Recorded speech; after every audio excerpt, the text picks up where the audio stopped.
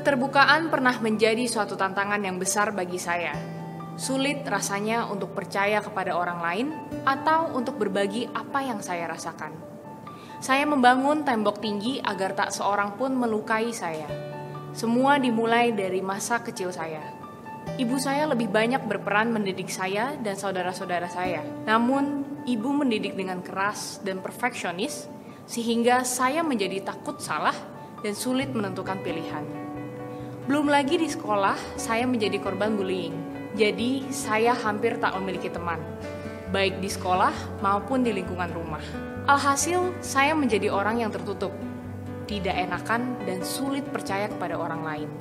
Saya takut jika saya terbuka dan menceritakan diri saya yang sebenarnya, orang akan menggunakan cerita itu untuk menjatuhkan saya.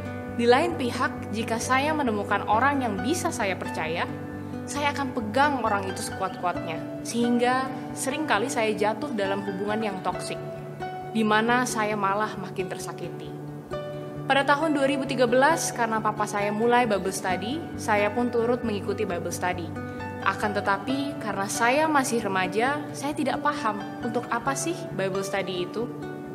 Sampai suatu kali saya mengikuti retret kampus Senusantara di bulan Agustus 2014. Saya terkejut karena untuk pertama kalinya melihat orang mudah bercerita tentang masa lalu dan keburukan mereka, tanpa rasa malu atau rasa takut.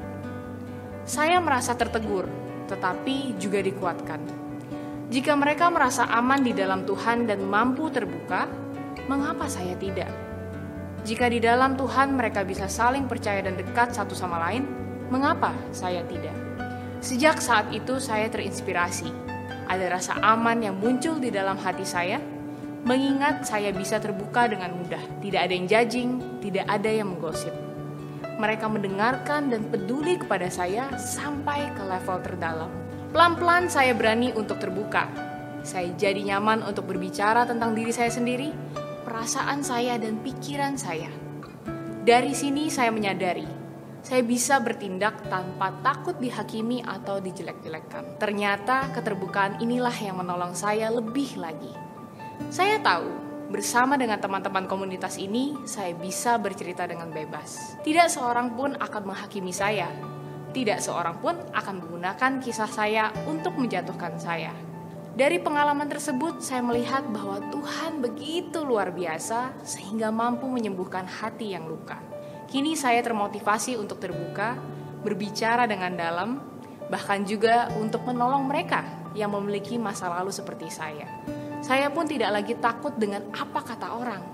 Di dalam Tuhan, saya menemukan rasa aman, sehingga apapun yang terjadi, saya tetap merasa secure di dalam hidup saya. Satu ayat yang menolong saya adalah 1 Yohanes 4 ayat 18. Bunyinya, di dalam kasih tidak ada ketakutan. Kasih yang sempurna melenyapkan ketakutan. Sebab ketakutan mengandung hukuman, dan barang siapa takut, ia tidak sempurna di dalam kasih. Saya mengerti, kasih Yesus membuat saya bisa hidup tanpa terpenjara ketakutan. Oleh karena itu, saya mampu untuk terbuka kepada orang lain. Kuasa Allah memampukan saya untuk menaruh rasa aman dalam Tuhan, sehingga saya mampu memiliki hubungan yang kuat dengannya. Inilah yang juga menolong saya untuk mampu terbuka, menjalani hubungan dengan orang-orang, bahkan membantu orang untuk mengenal Tuhan. Nama saya Trisha, and this is my turning point.